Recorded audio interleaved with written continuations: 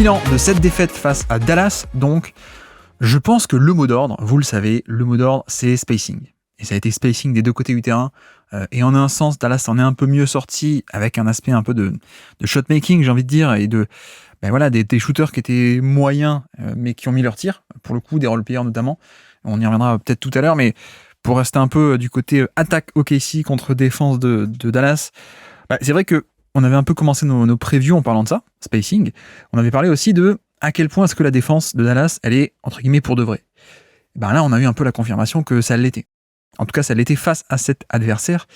Et c'est vrai que là-dessus, c'est la déception peut-être pour OKC parce qu'on a eu affaire à une attaque qui a été une des meilleures attaques de toute la NBA cette saison. Une attaque extrêmement dynamique, mais qui en fait, très simplement, s'est pris un mur en pleine tête. Et ce mur, c'est la défense en switch all de la part de Dallas. Et ça, pour le coup, ça a vraiment été le choix fort et le choix gagnant de la part de Jason Kidd. C'est-à-dire que, comme on avait détaillé un peu en preview, Dallas, ils sont gros, ils sont un peu lents, mais ils sont gros, ils sont imposants, longs, etc. Ils bouchent les espaces. Ça avait très bien marché face aux Clippers parce que c'est pas une attaque hyper fluide, les Clippers, mais on se posait un peu la question de, face à une attaque qui est très différente, une attaque beaucoup plus dynamique de OKC, qui pas du tout comme les Clippers avec moins de... les Clippers ont moins de mouvement. Voilà, c'est pas du tout la même histoire. Donc, pas sûr que cette défense tienne le coup. Et donc, en fait, l'ajustement très simple de la part de Jason Kidd, c'est, mais en fait, on s'en fiche, on switch absolument tout. Voilà, c'est ça l'idée. Sauf à part 2-3 pick and roll peut-être quand il y a Jalen Williams ou des mecs comme ça, mais à part ça, on est vraiment sur un switch all absolu sans se poser de questions. Et la conséquence que ça a eu, la conséquence de ce choix, c'est que ça a permis d'annihiler totalement l'attaque d'OKC. Vraiment, quand le but d'un écran, c'est de faire réfléchir la défense et de créer un décalage, forcément, parce que quand tu fais un drop, il y a un décalage, il y a un petit espace face au drop, après l'écran. Quand tu fais un edge, il y a de l'espace derrière le edge, derrière la prise à deux, etc., etc. Là, le fait est qu'avec ce switch all, on se posait pas de questions côté Dallas, et ça a juste permis de ne concéder littéralement aucun décalage sur les écrans et sur l'attaque d'OKC, qui aime bien être une attaque un peu plus complexe que les Clippers, mais que beaucoup d'attaques, c'est-à-dire beaucoup de mouvements, beaucoup de coupes un peu avec un bon timing, beaucoup de ghost screen, les écrans fantômes, beaucoup d'écrans inversés, de pick and roll inversé. Bref, il y a une certaine complexité dans cette attaque qui vient du mouvement et qui vient du dynamisme, et qu'on n'a pas eu du tout, parce que d'une part, quand c'était fait, Dallas absorbait tout décalage et donc c'était fini. Et puis dans un deuxième temps, en fait, OKC n'a pas non plus été fabuleux pour insister, en fait, je trouve. C'est là où, au bout d'un moment, ils ont dit, on arrête, quoi. De toute façon, s'il faut un switch all, on va même pas forcément essayer de sortir nos systèmes un peu élaborés. Donc ça a eu un peu ce double effet qui se coule, si vous voyez un peu ce que je veux dire, c'est-à-dire que le switch all a permis de neutraliser tout décalage potentiel sur des écrans, sur ce genre de petites actions qu'aime bien OKC, mais en plus, ça a aussi eu un effet dissuasif ensuite le plan de jeu va se simplifier, quoi. Et effectivement, on a eu un plan de jeu qui a été très simplifié. À quel point est-ce que on peut pointer du doigt Mark Daniels? Je pense qu'on peut le faire un peu. Je l'avais fait un peu, j'avais pointé du doigt, je l'avais évoqué quand on avait fait notre podcast à deux partout, où j'avais un peu souligné ça, ce côté, ça manque un peu de diversité et de manière différente d'attaquer finalement. On a eu un plan de jeu très très simple, on attaque sur pick and roll, on cherche le switch puisque Dallas va nous le donner et on l'attaque. Et c'est vrai que en partie, on peut dire, on y reviendra peut-être tout à l'heure, mais on peut dire que ça a manqué un peu de diversité offensive. Mais de l'autre côté, tout de même aussi, sur ces matchs 5 et 6, j'ai trouvé que Daniel s'était un peu ajusté. Et finalement, ça a été 2 défaites, match 5 et 6, un à OKC, un à Dallas, en plus des défaites qui étaient très, de pas beaucoup, je veux dire, surtout le match 6, scénario un peu fou.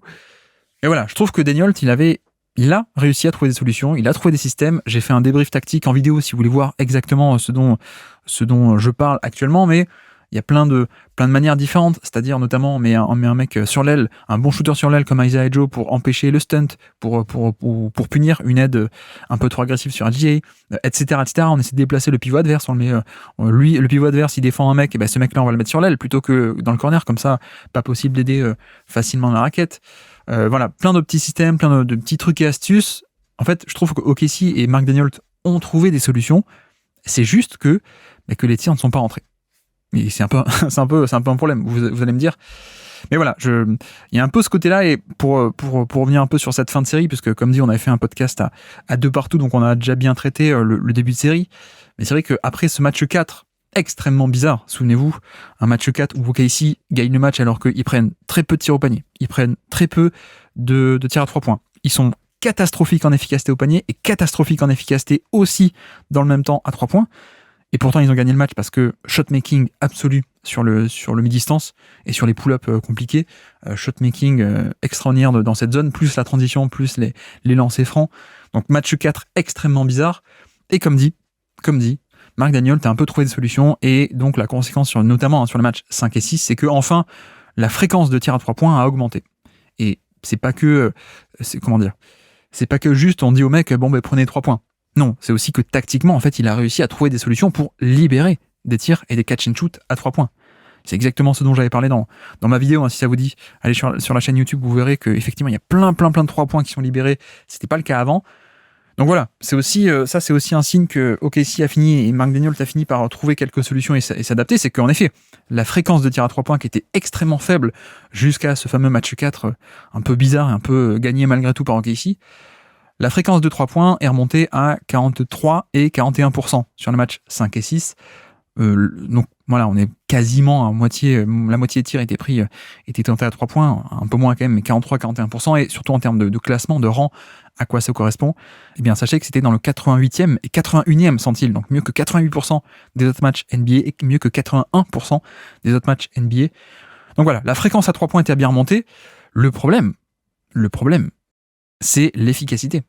Et oui, c'est là-dessus on retombe sur ce fameux problème de spacing, c'est-à-dire que, je vais vous dire un peu l'efficacité à 3 points de OKC sur cette série. Premier match, 48%. 48% d'efficacité à 3 points, surchauffe total, ok. Et après c'est 33%, 33%, 26%, 26%. Donc le match 5, où ils ont quand même pris beaucoup de 3 points et libéré beaucoup de tirs ouverts, mais ils les ont loupés, 26% à peine. Et puis match 7, 37% à 3 points. Donc, enfin dans la moyenne. Mais à part ça, donc, la physionomie de la série, c'est un match 1 sur réussite à 3 points, 48%, c'est énorme. La moyenne, elle est autour des 37, on va dire, sachant que eux, en saison régulière, leur moyenne, elle était à 39, 40. Mais voilà, et donc tout le reste de la série, en fait, c'était 33, 26, et enfin 37 au match 6, mais qui n'a pas suffi. Donc voilà, c'est un peu le point central de tout ça, c'est que oui, en fin de série, on a réussi à trouver des solutions, notamment à 3 points, notamment des tirs ouverts à 3 points, mais ils ne sont pas rentrés. Ils ne sont pas rentrés, et pour dézoomer et aller sur cette problématique générale du spacing, là encore, c'est vrai qu'on en avait parlé, et c'est tout le paradoxe de cette équipe d'OKC. D'ailleurs, on en avait parlé plus tôt dans la saison sur ces craintes-là. Il y avait un match de fin de saison là, de saison régulière contre Milwaukee, où Doc Rivers a fait le plan de jeu parfait et avait montré comment battre cette attaque. On avait fait une vidéo là-dessus, si ça vous dit, en podcast aussi, on en avait parlé dans l'hebdo. Et voilà, le plan de jeu de Milwaukee, de Doc Rivers, c'était on abandonne les shooters. Et même si sur le papier, c'est une équipe qui shoot extrêmement bien à 3 points, la réalité des faits, c'est qu'on ne respecte pas ces shooters-là, en fait. On ne les respecte pas. Ou alors, on ne respecte pas. On les abandonne, ou si on les abandonne, on ne craint pas d'être puni derrière. Voilà, il y a un peu ce truc de SGA est tellement fort, et même Jalen Williams est tellement fort, et les drivers sont tellement forts, et cette attaque d'OKC se repose à ce point sur le drive que, oui, on va plutôt choisir de protéger la raquette et l'intérieur, en délaissant des shooters ouverts à 3 points, et en pariant sur le fait que, non, ils vont pas le faire, quoi, ils vont pas nous punir. Donc là-dessus, ça s'est révélé gagnant. Et c'est vrai que pour beaucoup, ça peut être un peu contre-intuitif ou un paradoxe en tout cas, parce que comme dit, OKC était une des meilleures attaques de NBA en termes d'efficacité à 3 points sur la saison régulière. Avec quasiment tous les joueurs qui ont progressé à 3 points. Mais comme dit aussi, et pardon si je me répète pour certains qui ont écouté tous les podcasts, mais c'est vrai que pourcentage à 3 points n'est pas spacing. C'est-à-dire que on a affaire à beaucoup de shooters, mais qui sont pas des shooters qui ont un historique de shooters énorme, notamment, Chet Holmgren, Chet Holmgren, c'est un des ceux qui a été le plus respecté. Mais Lou Dort, 39% ou 40% cette saison, le shooter qui a le plus gros volume, mais il n'a pas été respecté du tout. Donc voilà. Et puis il y a plein de shooters un peu soit moyens, soit moyen mauvais, je ne sais pas, mais en gros, on peut sortir du lot Isaiah Joe et Chet Holmgren peut-être. Mais voilà, les autres, c'est un peu limité, quoi. Tout ce qui est Aaron Wiggins, tout ce qui est Lou Dort, justement, tout ce qui est Josh Giddey, évidemment. Bref.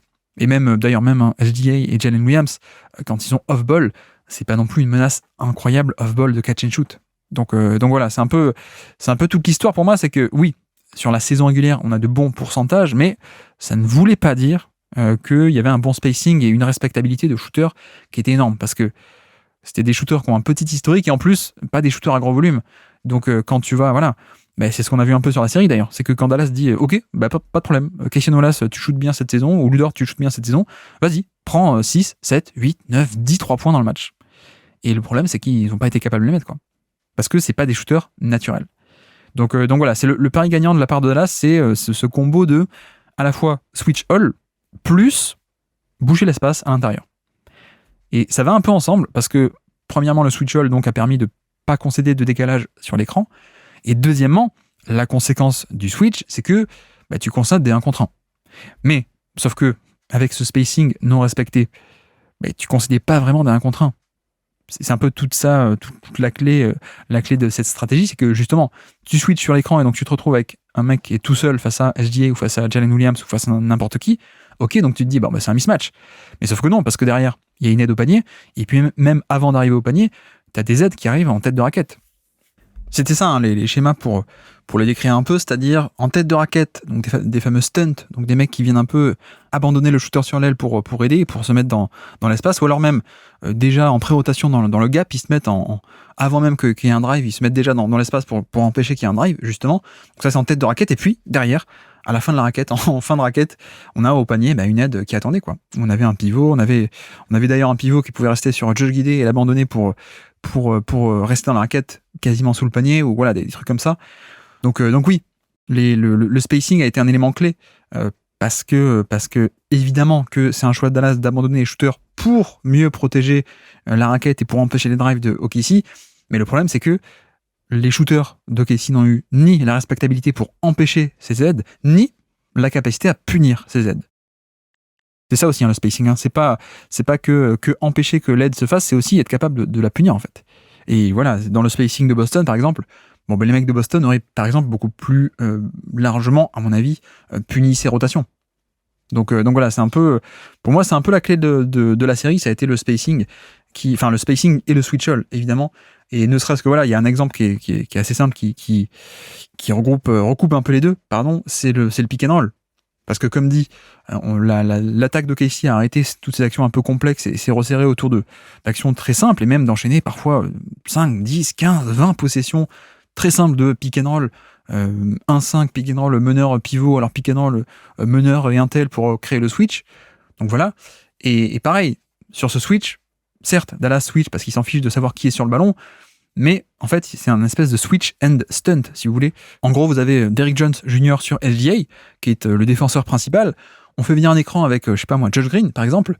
Josh Green, mobile, mais pas aussi grand, pas aussi long, donc pas un aussi bon match-up défensif pour SGA.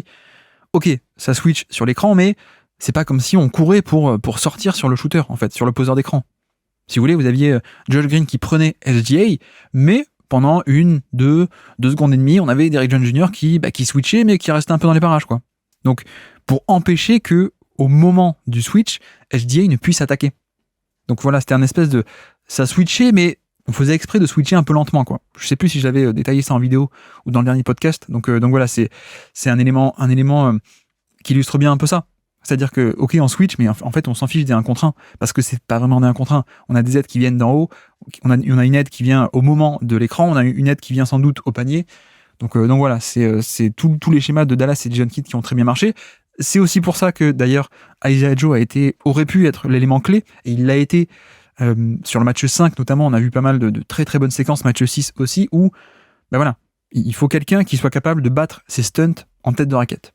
Parce que soit il va avoir la gravité pour empêcher des rotations et donc forcer le défenseur à rester sur l'aile plutôt qu'aller boucher l'espace en tête de raquette, et donc permettre à SGA de driver.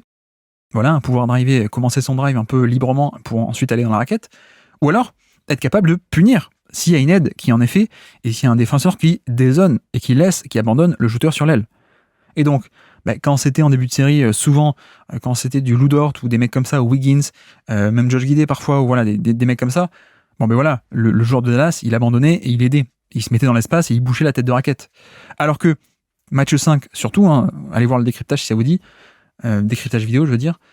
Mais voilà, on avait ce stunt beater, c'est-à-dire que ce mec qui est capable de battre le stunt, qui est capable de punir le stunt.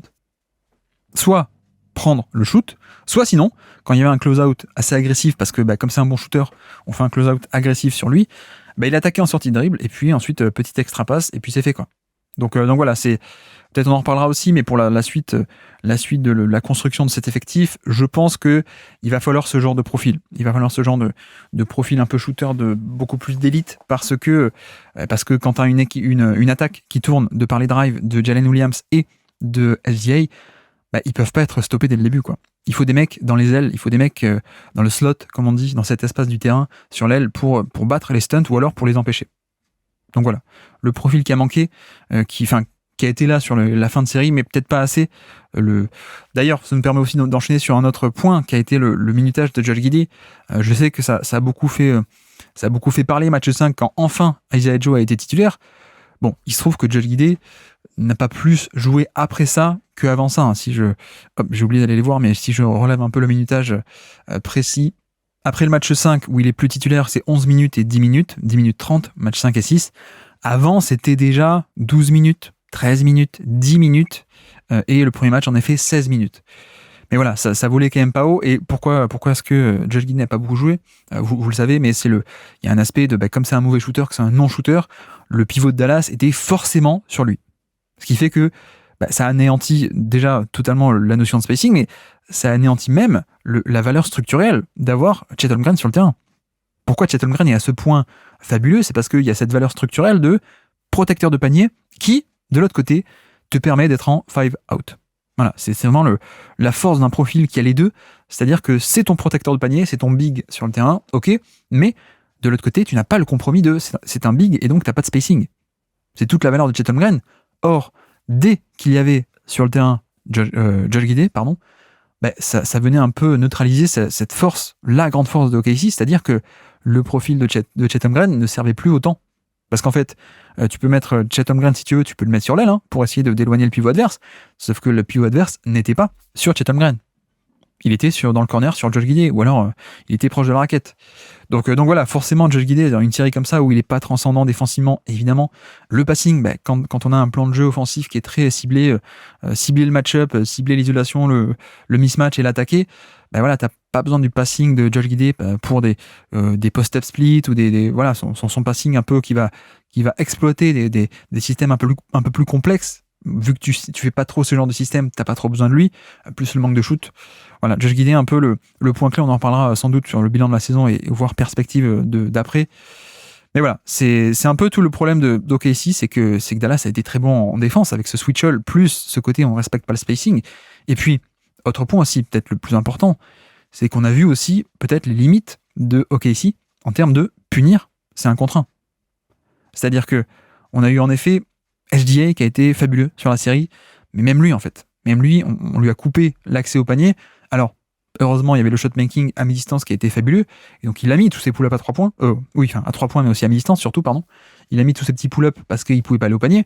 Donc, en un sens, il a réussi à punir relativement bien, mais premièrement, c'est pas des tirs qui sont aussi rentables, et puis deuxièmement, c'est pas des situations qui peuvent débloquer de la création de jeu, en fait. C'est de l'isolation où ok, tu mets ton pull-up, c'est très bien pour toi, mais déjà, c'est pas un tir qui est hyper rentable. En tout cas, moins qu'aller au panier, moins qu'un lay-up en moyenne sur des gros échantillons.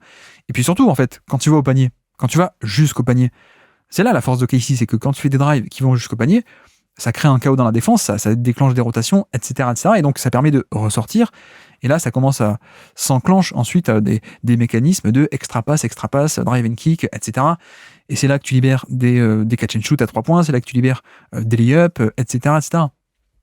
Donc, le problème, c'est que HDA a pu punir dans le périmètre. Ok, mais déjà, ça n'a pas eu le même impact que des vrais 1 contre 1 où il peut punir en allant au panier pour scorer au panier ou alors pour créer du chaos au panier et ensuite ressortir, premièrement.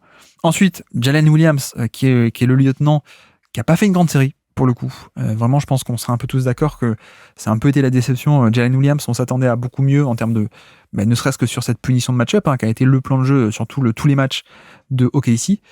Et puis, il y a un autre aspect aussi qui est le fait que OKC n'avait pas cette arme, cette deuxième arme, on va dire, pour punir le switch. C'est-à-dire que comment est-ce que tu punis un switch ? Si tu as on va caricaturer, mais si tu fais un écran, un pick and roll, et que ça change sur l'écran, tu as quelqu'un qui change sur le meneur, mais tu as aussi quelqu'un qui change sur le poseur d'écran. Or, SGA a plutôt pas mal puni le mec qu'on lui a porté sur l'écran. Par contre, le poseur d'écran, et notamment Chet Holmgren, lui aussi il avait un switch. Sauf que lui, il n'a pas réussi à le punir. Et en même temps, c'est pas sans jeu non plus. On a vu pas mal de situations de pick and pop où en effet OKC a essayé de développer des systèmes où ça faisait d'abord un écran puis un deuxième et ensuite ça, dans le flow du jeu, ça a enchaîné sur un pick and pop, des systèmes scriptés, je veux dire, et qui arrivait à libérer des tirs pick and pop plutôt pas mal. Ok, mais on n'a pas cet aspect où Chet Holmgren n'est pas capable d'aller punir au poste bas, par exemple, un switch. Et poste bas, pas forcément poste bas, dos au panier pendant 30 secondes, mais juste aller prendre la position, j'ai le switch, j'ai un plus petit qui vient sur moi, je vais m'installer au poste bas, en tout cas proche du panier, je réclame la balle, et puis je score, quoi. Et c'est vrai que ça, finalement, ça a manqué. Ça a manqué, et c'est exactement ce sur quoi Jason Kidd a réussi à appuyer, et ce qu'il a mis en valeur, c'est cette unilatéralité, on va dire, de l'attaque d'OKC qui est capable de punir les switches dans le périmètre, mais pas au panier. Alors que c'est là aussi que tu peux le faire, quoi. Donc on a vu que OKC n'avait qu'une seule flèche à son arc. Donc malheureusement, ils n'ont pas pu aller plus loin, ils n'ont pas pu punir en poste bas, ils n'ont pas pu punir de plein de manières différentes en fait. Parce que le switch, tu peux le punir aussi au poste bas, tu peux le punir sur le rebond offensif, tu peux le punir... il y a plein de mismatchs qui se créent. Regardez Denver. Denver, le problème, c'est que le problème avec l'attaque de Denver, même s'ils ont été éliminés là, mais Denver, sur le papier... En fait, tu ne peux pas switcher sur eux parce qu'ils peuvent te punir partout. Tu peux avoir Jamal Murray qui te punit, qui fait danser ton intérieur sur une isolation et un pull-up, mais tu as aussi et surtout plus bas. C'est-à-dire que sur post-up, si tu switches, Jokic te punit au poste bas. Ou alors, tu switches sur Aaron Gordon ou Michael Porter Jr., tu as un mismatch au rebond offensif, par exemple. Et ça, c'est vrai que l'attaque d'OKC, c'est ce qui leur manque. On a vu que c'est précisément ce qui manque, c'est-à-dire que on a la capacité à punir dans le périmètre, mais pas plus. Donc peut-être aussi une piste à explorer pour la suite. D'ailleurs, je crois que j'ai vu tourner une stat, je suis pas sûr, je suis pas allé la vérifier, mais j'ai cru voir que Chet Holmgren n'avait eu qu'un seul post-up sur toute la série. Ce qui illustre bien aussi cet aspect-là, quoi. Alors après, comme dit, c'est pas non plus son profil, donc c'est pas non plus choquant, mais de facto, c'est ce qui a manqué. C'est sans doute ce qui a manqué. Est-ce qu'il aurait fallu insister un peu plus sur lui là-dessus ? Je ne sais pas, sachant que sur post-up, ça peut aussi, tu peux déclencher des prises à deux, tu peux aussi embêter OKC sur post-up, mais peut-être ça aurait valu le coup d'insister là-dessus. Et puis oui, juste pour finir aussi, le shot making, on en a parlé, beaucoup de 3 points ouverts qu'ils n'ont pas réussi à rentrer, mais non, mais sur le côté diversité, c'est vrai que même si Mark Daniel a réussi à trouver des solutions sur la fin de série, je reste un peu sur ma faim, globalement sur l'ensemble de la série, et je trouve qu'on n'a pas eu assez de manières différentes d'attaquer cette défense Dallas, d'attaquer le switch, d'attaquer le manque de spacing, et même on a fait c'est ce que je dis en preview, c'est que théoriquement cette équipe d'OKC a beaucoup d'armes, beaucoup plus que les Clippers pour attaquer de manière différente.